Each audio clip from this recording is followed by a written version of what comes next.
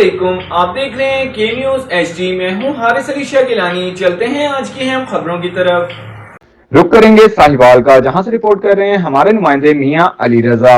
कई रोज गुजर जाने के बाद भी इंसाफ के मुंतजिर। तफसीलात के मुताबिक 7 मार्च की रात मुस्लिम बिन अकील कॉलोनी गली नंबर 4 में पुलिस की रेड के दौरान थाना फतेह शेर की मुलाजमीन तलाई जेवर और नकदी कैश भी साथ ले गए।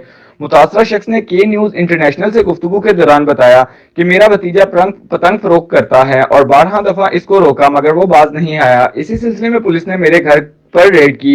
मेरे घर की खवातीन को बगैर लेडी पुलिस के तशद्दुद का निशाना बनाया और घर की जमा साल उम्र बच्चियों को जदोकोब किया। रेड के दौरान बच्चियों को जेवर नकदी कैश भी साथ ले गए। मैंने DSP को दरखास्त गुजारी की मगर अभी तक कोई अमल दरामद नहीं हुआ।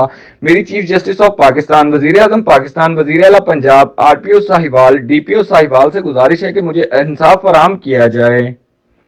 चोरी की सारी की मैं चक्कर ला रही थी वापस दे दो साड़ी बानी में वापस दे हाथी को माफ कर दे साड़ी कपड़े की RPO साहब को साडी रिक्वेस्ट है सानू इंसाफ दिता जाए।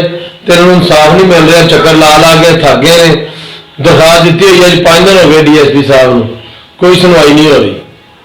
मज़ीद खबरों और अपडेट्स के लिए हमारे साथ रहिएगा। तब तक के लिए अपना ख्याल रखिएगा। अल्लाह हाफिज।